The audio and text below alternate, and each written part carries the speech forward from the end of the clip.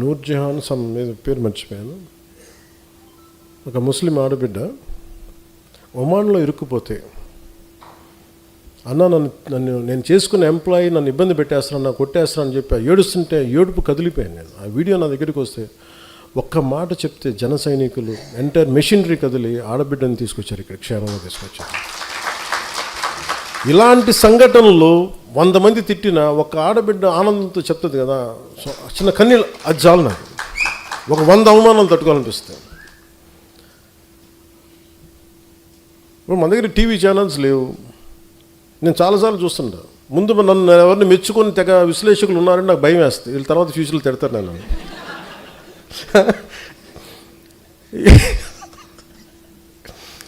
Sir మీ గురించి చాలా మంచి వీడియో చేశారు సార్, అక్కర్లేదు నేను చూడండి నా భయం. ఎందుకంటే వీడు తర్వాత తిడతాడు అన్నాడు. అంటే అది ఏమైపోయిందంటే మైండ్ అంత ఒక బ్రూటల్ ఫ్యాక్ట్కి యాక్సెప్టెన్స్ వచ్చేస్తుంది. ఈ మధ్యన మా విశ్లేషకులు, మన పేరు మర్చిపోయానండి, ఎవరు ఏమో 2-3 పేరు ఆయన ఏమంటారు, నేను వెళ్ళలేదు చదువు, ఆయన కూడా తిట్టారండి కొద్దిగా. ఏమన్నారు,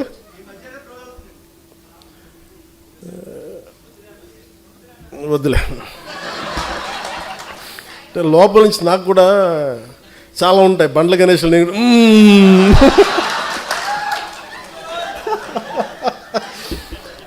ప్రొడ్యూసర్ బండ్ల గణేష్ ఏమంటాడు కూర్చోబెట్టి లోపల బావులు, అట్లా నేను కూడా ఏదో మాట్లాడాలనుకుంటే వద్దులే వస్తుంది.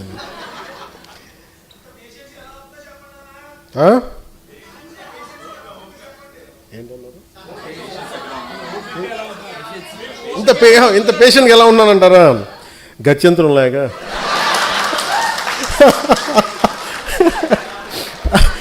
అలాగే ఇప్పుడు విశ్లేషకులు ఏది మాట్లాడుతూ ఉంటే, అంటే ఈ మధ్య ఎక్కువ న్యూస్ అయింది కాబట్టి చెప్తాను, మామూలుగా ఇది పట్టించుకోను. కానీ నేను ఎందుకు మాట్లాడుతాను, ఎవరన్నా సరే అమిత్ షా గారు ఎలాంటి వ్యక్తి, దిగ్విజయంగా 3 సార్లు భారతీయ జనతా పార్టీని అన్ని రాష్ట్రాలు, దాదాపు అన్ని రాష్ట్రాల్లో బోణీ లేని చోట బోణీలు ఖాతాలు తెరిపించి, తమిళనాడు లాంటి చోట ఒక్కొక్క కొట్టలేని ఎల్లలేని రాష్ట్రాలని కొట్టి చూపించి, కేరళ లాంటి చోట toughest home minister after Shri Sardar Vallabhbhai Patel, Shri Amit Shah most toughest one.